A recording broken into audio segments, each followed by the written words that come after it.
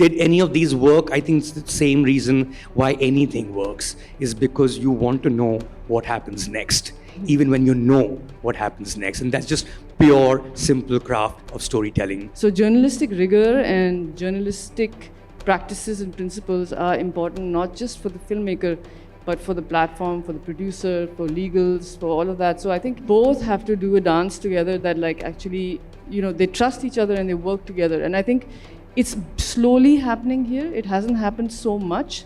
That ecosystem is super evolved in the West. They know how to do this. I think what's happened with a personal device is that we are consuming a lot more personalized material in general. And it's come closest to what I think is a book. Now, if OTT is the closest to a book, then in books, actually non-fiction do pretty well. So I think that crime it's not a single genre, it's multiple genres, it's multiple strands, every story is unique. And that is where I think a lot of the Indian shows are not working for me, is because writers are falling into a lot of cliches. When the person starts looking like you, it becomes a very different kind of horror. Like when I watched that House of Horror, right, on the Burari killings, I mean, when I see that Lalit ko pareshan nahi karna, boss, Lalit ko mat pareshan karna, So there is that connect which a locally produced show can have, which nothing in the world will do, because it looks like your neighbor. I felt the same way about horror as well. It's in the loving of it and the process of it that you spend your time. So I don't feel like it's something that overwhelms me or something that I have to make you feel too scared, like you don't keep looking back. No, it doesn't. Actually, it doesn't. And actually, my intention also with making stories like this is not to make you feel scared of a certain type of person or a perpetrator. It's actually to examine and to analyze and to think about like what is happening, who are all the players. Is there a fear, a danger, in fact, as this format becomes popular and you have a great demand for it, a fear of journalists catering to it, that you start doing your storytelling or your reporting, or you start picking up on crimes from small towns or wherever that can then be turned into true crime? So, try and feed that sort of market. Of course, there will be journalists and writers who will exaggerate, and that has happened.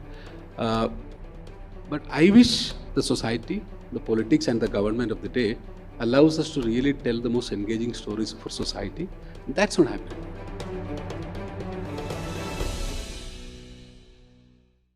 Hi guys, welcome back. For those of you who were here, welcome. For those of you who are outside, welcome back. So we're going to be discussing true crime. I think to start with, I want to ask each of you your favorite true crime series. Could be either your all-time favorite or something you saw this season. And why do you think it worked? Just as a warm-up. You want to take that? Films are actually based on true crimes. And again, what is a crime? Also, some terrorism is also crime. And so Black Friday is my favorite film to do with terrorism, because it's essentially unraveling and journalism as a genre in a mainstream space. Lately, it'll have to be Delhi crime. I think it's the best thing that I saw to come out of India, period, regardless of which genre. I think Delhi crime 2 was too much genre, and this was too visceral.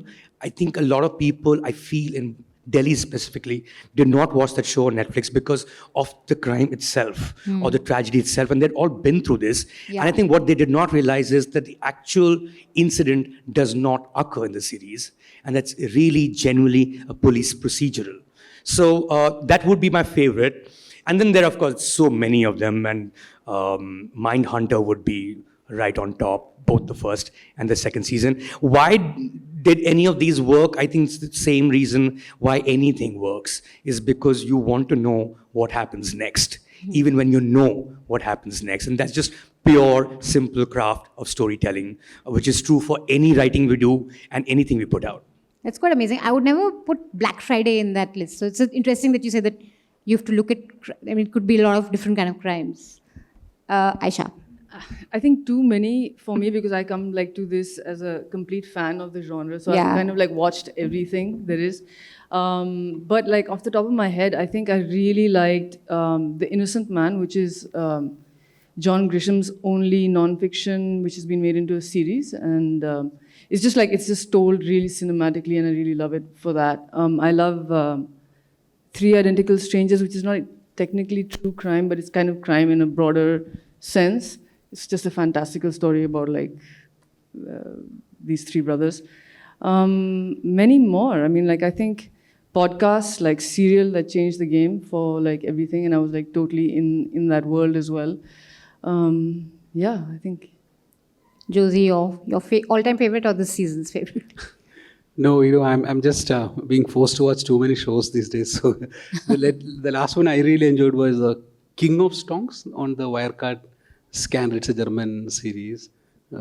It's crazy. And what was it about? Just for it's about the Wirecard scandal. So there was this a German company called Wirecard, which came up and just I think something like 2.4 billion euros disappeared from that company. And it was supposed to be this great fintech giant in Europe. It just vanished. Some in India also apparently. So some part of that money. So it's about them, this very smooth operating, smart talking two guys, the founder and his jailer. So there's now a documentary has just been released by Netflix on Wirecard scandal. It's called Scandal. The King of Stonks is actually a recreation of their entire madness of because basically Wirecard was a company which was processing a lot of pornographic transactions and other things, but projected itself to be at one point they were planning to take over the Germany's biggest bank also. So that's a kind of scale of fraud it was. But there are far too many, as Ayesha said. For example, if you ask me, Chernobyl. It's actually how a state crime you could capture this the not just the state crime of negligence, but also how they covered it up and how you fight back. So there are far too many. In fact, I think all of us sitting here, most of our favorite shows are true crime in some sense, because crime per se, as you know what Ayesha does or what she just mentioned or what Mayank just mentioned, it is beyond that. Actually, in fact, some of our greatest shows. Narcos, for example, what a powerful true crime show it is, right? So there are far too many. So that's amazing. You've just expanded my understanding of true crime because there's the bomb blast, and then you talk about Chernobyl's crimes by the state. So it's quite interesting. I think for me, Candy this season was really fascinating. I think one of the reasons why it worked is because till the end you didn't know whether she did it or not.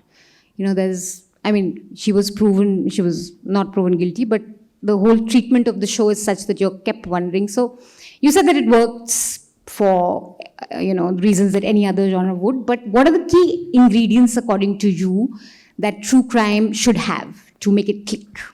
Well, that's what I said, right? I mean, what I can definitely say is the key ingredient why true crime works is the same reason why sex and violence have always worked visually over history of the screen, right? I mean, you say that in news also, if it bleeds, it leads. Right, exactly. Yeah. And of course, not to be an anthropologist about it, but the conventional belief, right, is that both sex and violence are, respond to our most primal instincts. One is procreation, sex, the other is self-preservation, violence, right?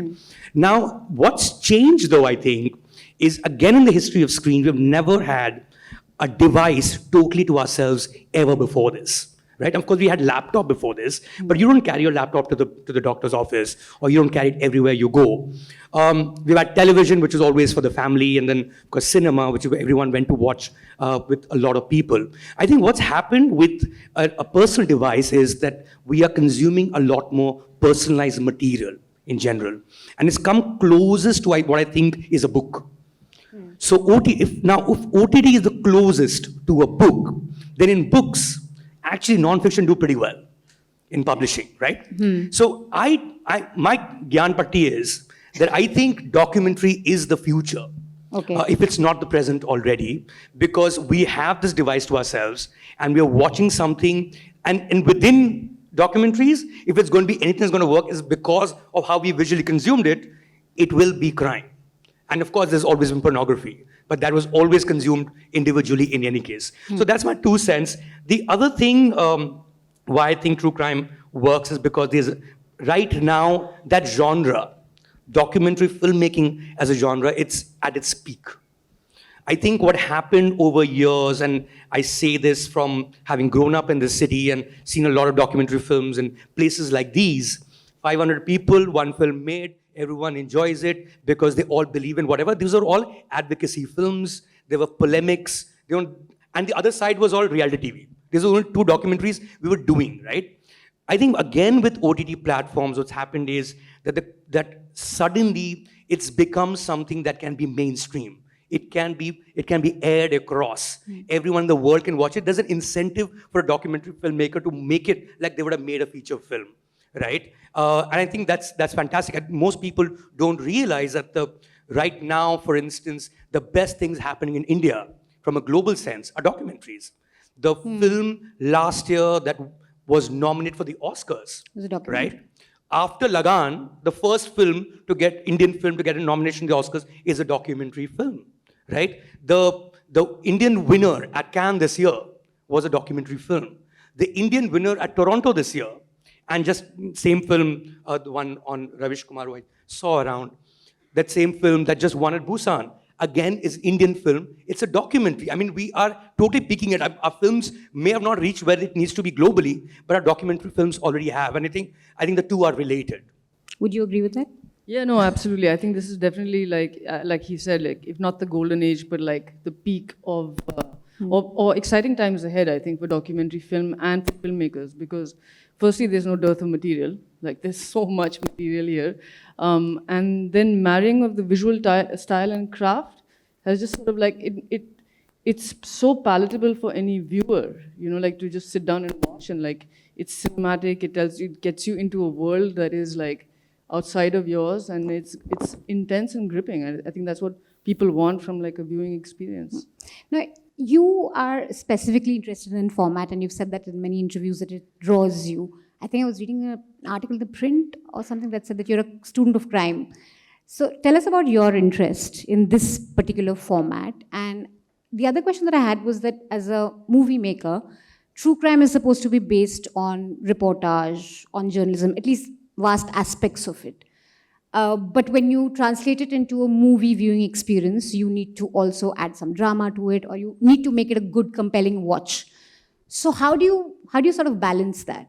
The journalism bit and then the need to really make something compelling?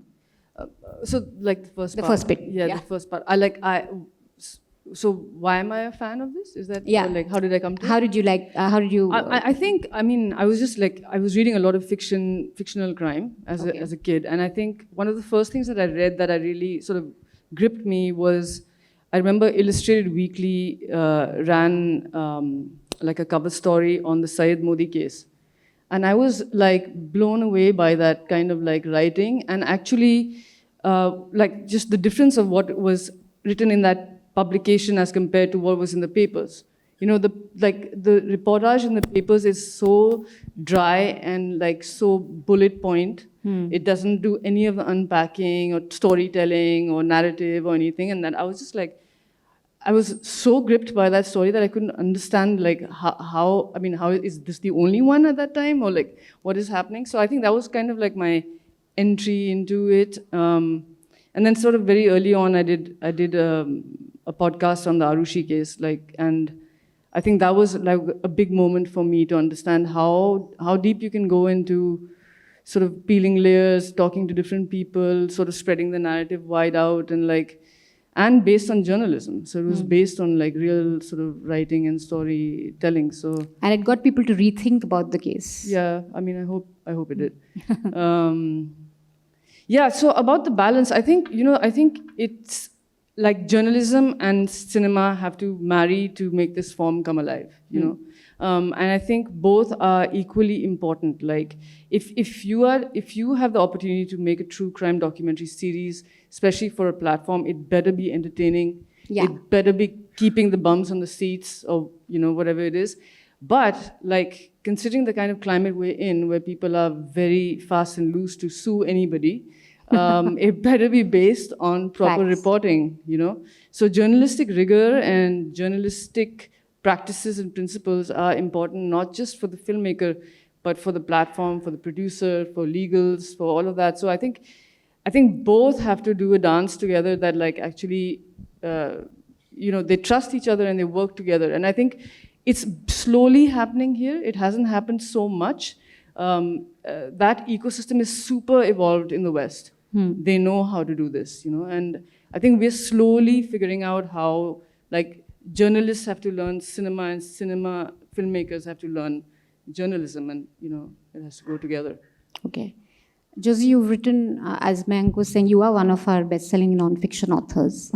So tell us a bit about crime as a format. Why does it work? What do you think, And this is true for news, like he said, news which has a crime element to it, and also, of course, non-fiction, like you said. So, in broad sense, crime has more surprises than anything that average human can imagine, because the motives are different. And some of it is very unpredictable. Like I remember I was watching Ayesha's the Predator series, and the killer leaves behind a letter, right? I mean, this is happening in the capital of Delhi, that he's challenging. And kind of a dare to the police, right? Yes. Right outside the house. So I'm saying the motives and the drives are very complex, and it's not very uniform. While I think the underlying realities are very universal. Every crime is unique in itself. It's almost like a Tolstoy opening line, if you look at it. So each unhappy family is unhappy in its own unique ways, So each crime is unique, and that is one reason why crime works for all of us, because she may not be enjoying something, or Mayank may not be enjoying something for the same reason that I'm enjoying it. We all find various reasons about. In fact, Mayank and I were discussing, and he was saying that, that angle of looking at the story and glamorizing Charles Shobraj in The Serpent. He said, I'm not very impressed with it. And I said, look at, then we switched to Mindhunter, and he said, yeah, look at the way they don't glamorize the killers, but they're telling us about the serial killers because the lens is through the FBI chaps. So I think that crime is, it's not a single genre, it's multiple genres, it's multiple strands, every story is unique.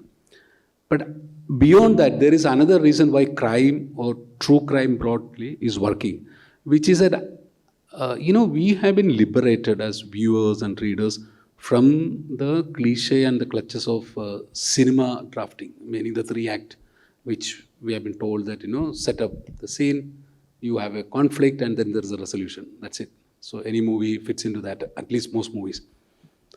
Scripted series, documentaries, especially the multi-season, multiple part documentaries, and long-form non-fiction writing, which people like me try to do, all of it gives us much more opportunity to play around with characters, identifying more conflicts.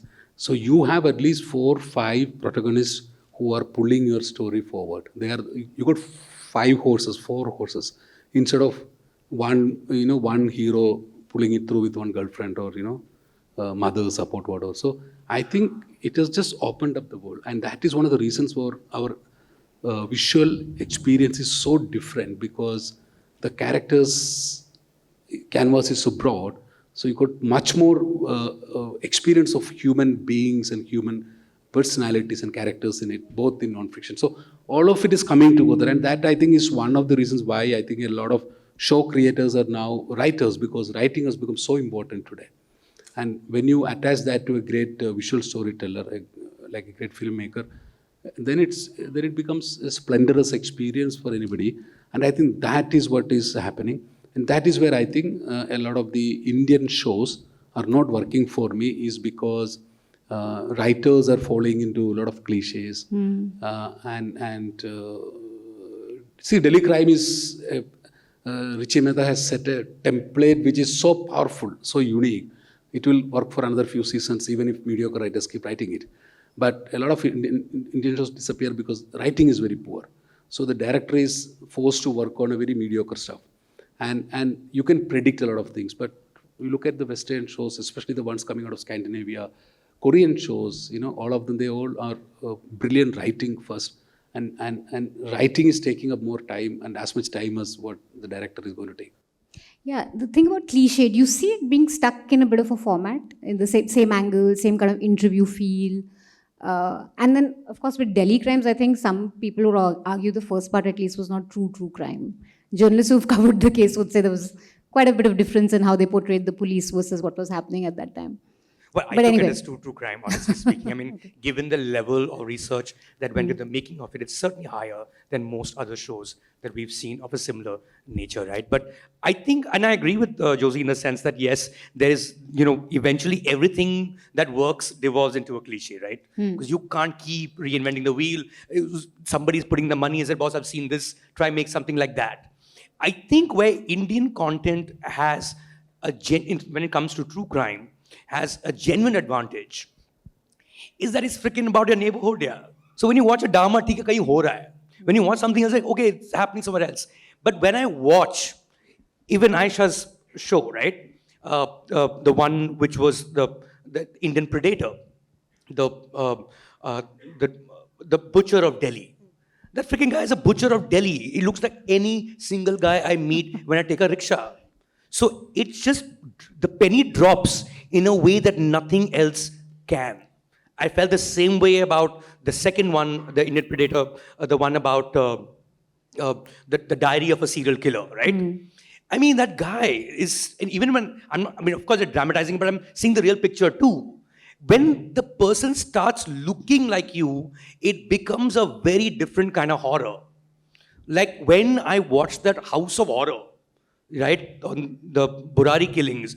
I mean, when I see that Lalit ko pareshan nahi karna, boss, Lalit ko mat pareshan karna, So there is that connect which a locally produced show can have, which nothing in the world will do because it looks like your neighbor. I felt the same way about horror as well. I think only time I freaked out, I'm not a horror fan. Actually, honestly speaking, I'm not even a true crime fan. Huh? Okay. I'm actually a rom-com guy, but they've stopped making rom-coms like, mid-2000s when they made a good rom-com. So fuck that shit. So I'm watching true crime for the time being.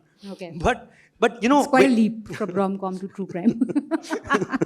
No, but I watch everything, of course. That's something part of my job. But when I watched that movie Bhoot, right? And that literally, that building is any other building in Andheri. Because they shot it in a building in Andheri, in an apartment there, right? And it's the same creaking freaking thing. When I got out of theater, I was freaking out. And I've never freaked out in a horror movie because that is real. And that's the kind of apartment I'm going back to. You see that there's a formula to it, like with the most of the series that you mentioned, the Indians one's got to do with a murder or a serial crime. Delhi crimes, of course, about the rape case. So we're still stuck with that crime kind of, that basic, someone murdered someone, or this neighborhood crime. I agree with you. I Not think, the Chernobyl or like the Black Friday that you. Yeah, no, I think the formula there probably is how heinous is the crime. But that is where we are at. I think we will eventually reach places where others have in the past, because we have those stories. We're not seeking them out because right now we need to do something that horrifies you right away, because that's where the eyeballs will be. But for instance, I mean, every single day we pick up the newspaper, we find something which is crime, which is totally, like everyone knew everything that happened in Big Boy was that Bad Boy Billionaire, right? It was news for other people in the world. But it really, for people outside India who saw that, they couldn't believe it.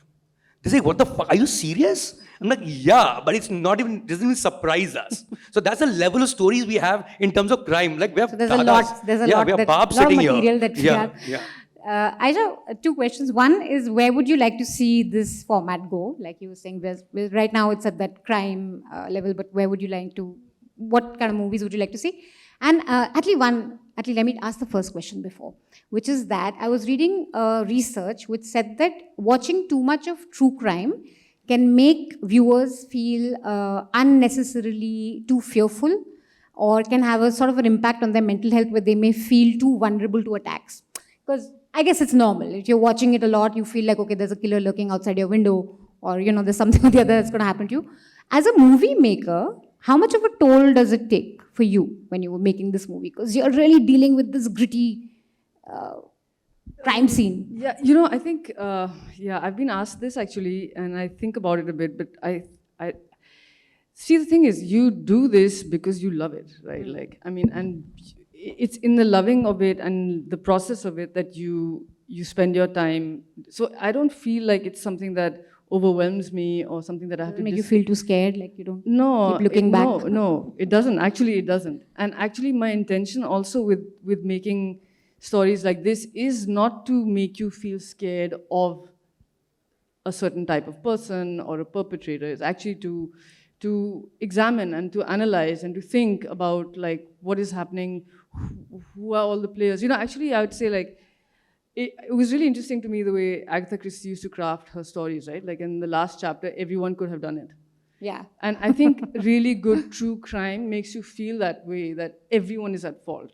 You know, and I think if you can start to understand the story like that, that's a win for me. So I don't personally feel like Overwhelmed by terrified. the... I think there are moments that you go through when you're making stuff like this that will overwhelm you. Like during this process, we came across like new evidence, and that was extremely overwhelming for everybody involved. Like from all the crew, and we didn't know how to like sort of even weave it into the story. So it was like a big, like it just changed the whole narrative. And I think that was overwhelming at the time that we did it, and it was overwhelming in a different way when we started to like, you know, put music to it and actually have people talking about it. So it's different kinds of feeling. But like when you're making it to when now is like 2 years later. So. Okay. And where would you like to see this format go in terms of the kind of crimes that we pick up? I think like a lot of the kind of stories that Josy writes, I think we need to see them on screen. Yes. I think we don't have a lot of conversation, writing, reading, whatever, making of political stories that have happened, either recent or even in the past. I think there's a big like scope for that. Religious crimes also. But I also want to see like the nature of Indian sort of Indian justice system come into its own also, you know, like our policemen are not like mind hunters. So, yeah, you know. Well, if you watch Delhi Crime, they could be. Even second part, huh? It's a great Even second part, yeah. publicity for Yeah, Delhi it's police, great publicity given for what Delhi they've been police. going through lately for the right but reasons. they are not. Exactly. Yeah, so I mean, and like, you know, I mean, I think most of us have been fed on the diet mostly of like, yeah, we know, I think, a lot more about like, you know, forensics and DNA because of the international shows, and actually the reality here is totally different. Yeah. It's different state to state. The nature of violence is different from here to Bihar. You know, the value of life is different. Time is different. So I'd like to see it become and be like particular in nature and Pick up the specific nuances of crime yeah. across India. Josy, is there a fear, a danger, in fact, as this format becomes popular and you have a great demand for it, a fear of journalists catering to it, that you start doing your storytelling or your reporting, or you start picking up on crimes from small towns or wherever that can then be turned into true crime? So, you know, try and feed that sort of market. So I'm basically referring to like problems of over-sensationalism in journalism, which is a new, but can we have a new beast altogether because this has become popular? So I was just about to say that I think it's already happening. I mean, I don't think anyone in the right mind would watch television news and think that that's news and that's a word. And so exaggeration of news and real life events has been practiced by some of our very famous writers, some of our highest paid journalists, all that it's going on. So nothing new is happening. But one of the problems that I see happening is that a lot of writers are very lazy. Writers for screens. So the moment they get 3 lines about a story, they go. And then they start filling in with cliches. And that is one of the problems. So I'm so that I'm okay if somebody would exaggerate a bit after a lot of research, but at least work hard and exaggerate. Yes. So I think, of course, there will be journalists and writers who will exaggerate, and that has happened. But I wish that the society, the politics and the government of the day allows us to really tell the most engaging stories for society. That's not happening. Honestly, in Bombay, what you see is one of the world's largest censor curtains pulled down. So your greatest novels which have been scripted from Midnight Children to Maximum City doesn't get made into shows anymore. while it is true that our documentaries are doing extremely well, the fact is that some of the global platforms that have come in with their money to India have only imposed local censorships and fear of politicians and politics. So we are, when I say we, those of us who are writing true crime as books or documentaries or films, whatever, we are not being allowed to practice our craft with that freedom and sense of confidence. And that is a shame. And that's a shame because we are not being allowed, or artists are not being allowed to showcase their capabilities to the world, because on the entertainment space, globalization has truly happened. That's not being allowed. So I think, I wish government chills out a bit. I think they learn to laugh a bit and laugh at themselves, because they're actually great stories, if you ask me. So yeah, if you had complete freedom to tell one true crime story and put it out there, what would it be? We discussed this in the morning. I want to write about these 3-4 friends who come from a village and who come to the city and who fool everyone in the city. There is an old Egyptian movie, I think I remember very vaguely, but basically, somebody's looking up and counting the skyscraper, and these crooks will come and say, how many floors have you counted? They'll say, he says 20. Oh, okay, then give 20 rupees. And this poor chap gives. And these friends go around fooling and faking things.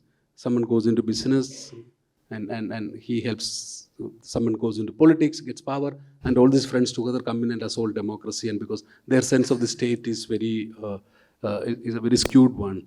That's a great story to make, and that's what actually the story is, because, how do you make someone one of the world's richest guy without any dramatic improvement in his turnover? I mean, that's a story, man. That is the king of stonks. How do you become the world's second richest man? Josy Joseph's latest true crime. Yeah, I haven't taken anybody's name, so I'm sorry, no defamation. Which is a true crime event that you'd like to see on screen? No, I mean, of course, I have a couple of ideas, which I'm pretty sure people are working on already because it's so obvious. But I just want to take up on Josy's point about censorship, right? And in fact, self-censorship so far. Technically speaking, nothing's been censored. I think that books have gotten away so far in India because the establishment genuinely believes people don't read, and they're 100% right. So why call attention to something and ban it, and then everyone goes looking for that book, like that Streisand effect on internet. And that may well be also have been true by and large for documentary films, because it was largely being viewed by public at Habitat Center or similar such spaces. So they let it be. I mean, of course, they created, I remember Final Solution when it came out, right? Final Solution, if people don't know here, is a chilling documentary on the 2002 Gujarat riots, made around 2004 by Rakesh Sharma, this documentary filmmaker. And at that time, Anupam Kher was the censor board chief. I think he took it too far and called attention to it by banning it. And then it became an issue. Nobody would have known. And because it became an issue, I used to work with Midday at the time. So we actually ran the whole documentary in the paper because there's no censorship in the paper. How do you run it in the paper? We just took screenshots of the entire film. Really? And just wrote what they're saying. Oh, wow. Across, yeah. You can do that. Technically, it's not illegal. Okay. So, but then now people got to know about Final Solution thanks to, I think, what may have been a complete error on Anupam Kher's part. I think. I may be mistaken. But as it becomes bigger and bigger, it has an immediate global audience. 200 countries in the world can watch it.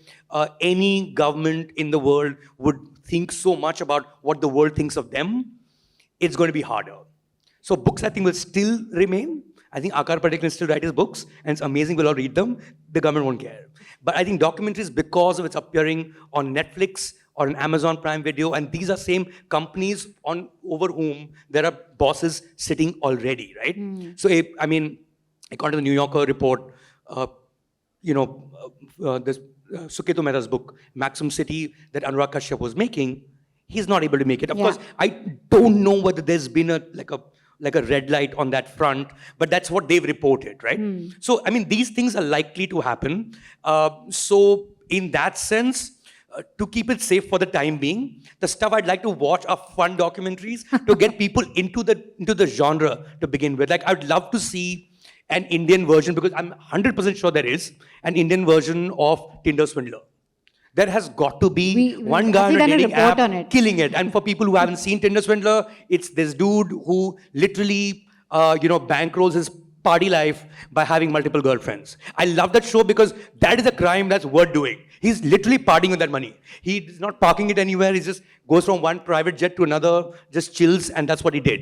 That does not make it right. I'm just saying. So I'd love to see something like that. So I started following this guy, Sahil. Somebody told me just follow this dude. He looks like the Indian guy called Sahil Khan. Just check him out on Instagram. Quite a dude. Quite a dude. I'm wondering how does he have these Rolls Royces? I mean, Poor guy, yeah. no, We're not just at all. calling him- So obviously not. That's not. Maybe he's just a there's nice no such influencer thing. on Instagram. Which is why I looked him up. But obviously he's not a Tinder swindler, to the best of my knowledge. Sorry, right? Sahil, He if used to you're be- watching this. Yeah, No offense meant. No offense meant. Do you want to come in on the censorship bit and which is your next true crime project or something that you really want to do? I can't talk about the next project right now, but But maybe a So- crime event that you want to translate into. there's That'll be your next like, project. there are so kind of, but there are so many like true crime events. But I would like to see a lot more like politically related crime things that have happened in maybe not even the recent past, but maybe even like 20, 30 years ago, because it kind of really understands like helps us understand how we've gotten here. And there's so many of those stories just like waiting. But like, will we be allowed to tell those stories? I don't know. I don't think so in the right way that they should be told. If you take the example of Tinder Swindler, that story couldn't be made in India. Because at the end they say like, they've served a legal notice to him and he hasn't responded. That status, they wouldn't allow it. Like Netflix or Amazon would not allow it. In India. In India. So there are so many, beyond it hurting Sentiments. political or religious or loonies, there are so many legal issues from defamation and subjudice and other things that you just can't, there's so much stuff that you just can't, talk about here.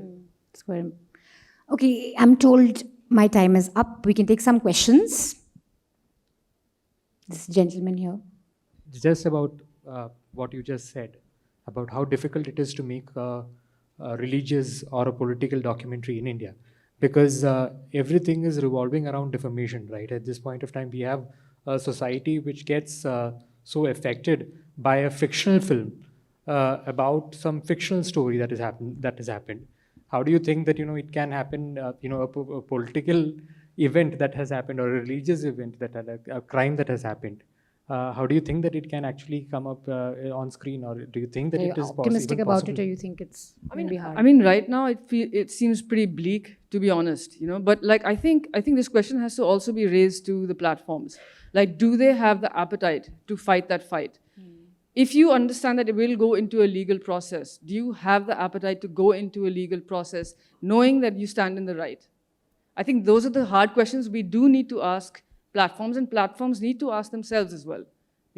If some loony is going to stand up and just throw a court case about you have facts, you have corroboration and triangulation, and you have sources, why should you not be able to tell that story? And I think these are questions that need to be asked. So do platforms have the stomach? Good evening. My name is Mishika Bansal. My question is that recently there has been, conversation on how true crime documentaries are actually making the victims of these families relive that trauma.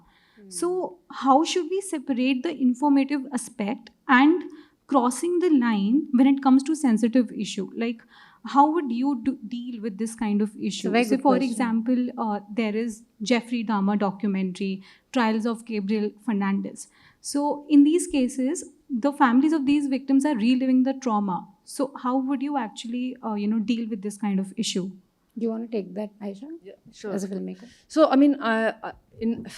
so I met with the victims of the killer that we just worked on, and I want to say that the trauma that they have gone through already with the police system, the justice system has been already something that you cannot imagine.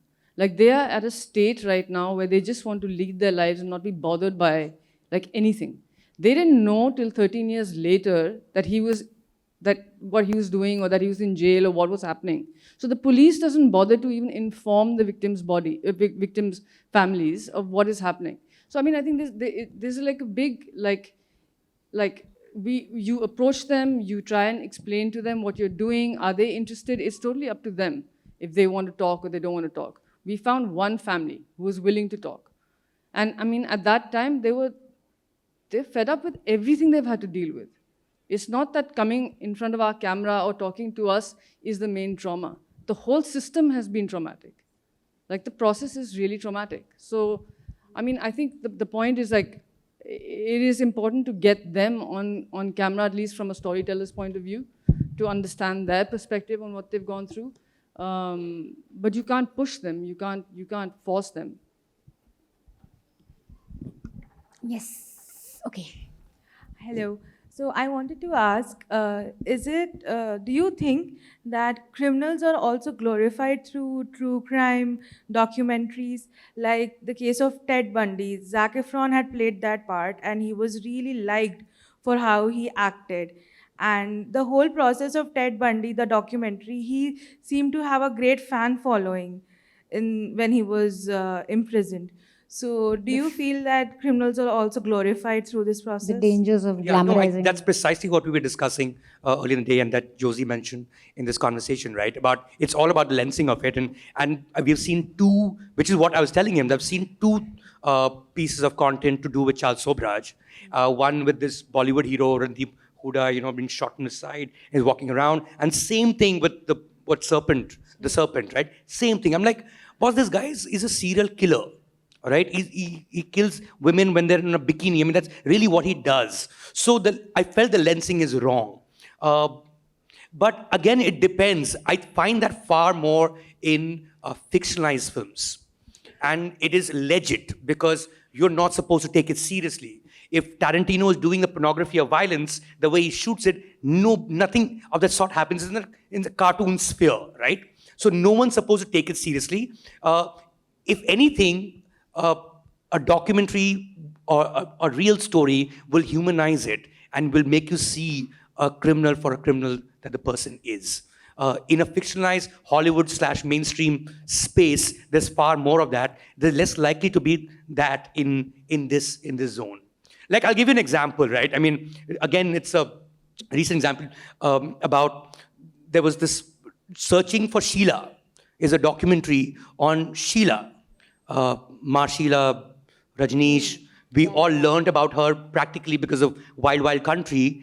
And then Desis from Bombay make a documentary. Shakun Batra was the director. And I'm appalled here, they turned this person who has served jail term for poisoning a city, and they turned into a pastry person in Bombay. And they're parading her everywhere Like into parties. I'm like, this is ridiculous. like that's being tone deaf. Right, so there is an element of that, but I think now with social media we can all express it, and it so they have as much right to make that as you have to criticize it. Yes. Okay. First you and then Good we can come evening. to you. So my question is that in documenting these crimes and bringing them on TV, do you face any impediments in documenting the crimes happening in lower strata of the society and in the upper strata of the society?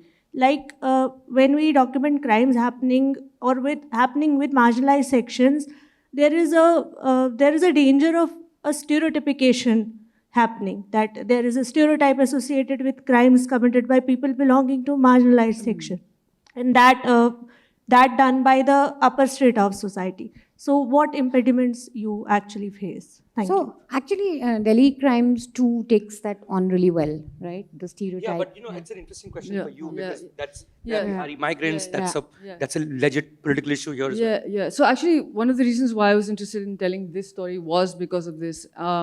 It's an audacious crime in the backyard of the police in Delhi, and it wasn't in the press.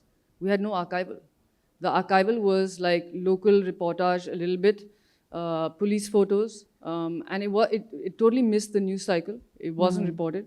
And I think that is the main impediment, is that like you will see like reams and reels of like footage and like reportage about Arushi's case, but you will not have anything to fall back on this case. Nobody has heard of it, right? And that is totally about the economics of this. So I mean that is a massive thing, and I think I think that was the biggest hurdle that we had in actually convincing even Netflix to get on board with this, is like, what is the material we rely on, actually? Like, where is it? Like, where is the archival? Anyway, we are such poor archivists or whatever. And in this case, it was even harder. But I think all the more important to address it and sort of try and find a way to tell it. But if I may add to what Ayesha said, I face, because I write more about white-collar crimes, I find it the other way around, because it's the poor's crime is well recorded or available from police records, or if I go asking around. Whereas, I've stood outside Mukesh Ambani's house. That's the closest that I've got to getting to know the rich Indians. I wish we had better access to the crimes of the rich, and we could know, because those are crazier stories. It's not like serial killer, man. They kill millions at one go. They're gassing us, right? But to add to that is like, the police didn't even know the names of the families of some of the victims, because they stopped caring. Yeah, because that's a traditional, conventional bias against the poor, right? But what I'm saying is that as someone who's researching, I find it more. If I walk the streets, meet the policemen, meet victims, I'll be able to stitch it together. Nobody's going to stop me. But if I were to do the same with the richest 10 Indians, I would be buried in cases and threatened. And I last week. A case with Jet. Yeah. So it's 5 years. I wrote a book here. I got a 2,000 crore rupee defamation case hanging on my head. As a researcher, from a writing perspective, finding and documenting crimes of the rich is more challenging, because they got more sophisticated ways of crime, and they're very globalized. Most of what they do is not even in front of us or in India. So that's a difference. No, I think what you're And saying he's just is talking about the rich in general. I just want to add, we're not naming anyone. No, I think what you're saying is that there won't be a defamation case by the poor against That's what, yeah, right? yeah. But I think the question here was, do you ever feel that maybe you might be stereotyping this lot, which is already an oppressed lot and will be looked with suspicion because it's one story, although it's just one story and it's a special case, but we are talking about that class that's already marginalized. Does that question ever? So I think it was like definitely upfront, and I think what's unique about this story is that he is killing faceless, invisible people like himself purposely, because he knows the police will not look at it. He knows the press won't look at it. So he is doing it as an intentional cycle. So I think that was interesting in that, and sort of allowed me to be safe from that sort of. See, Ayesha's story was legally very safe and a sound story, but the fact is that a lot of our filmmakers tend to go on fictional stories. The best statistics that I can think of is 40% of people who are sentenced to be hanged in this country by trial courts are acquitted by High Court. 40%. And we got about 250 people on death row. So we desperately need innocence network and project and things like that. So, and that is a big problem. Many of our shows are actually drawing upon the wrong, fake evidence and narratives. That's and that adds. That's agree. And sometimes you can reopen a case. Sometimes there have been incidents where you re-look through true crime. Anyway, thank you so much, guys. I'm told my time is up. Hey, thank you very much. I have to say, you're a huge fan of Newslaundry, huge fan of all of you on this stage. Was looking forward to seeing you. Thank you so much. Thank you so much, guys.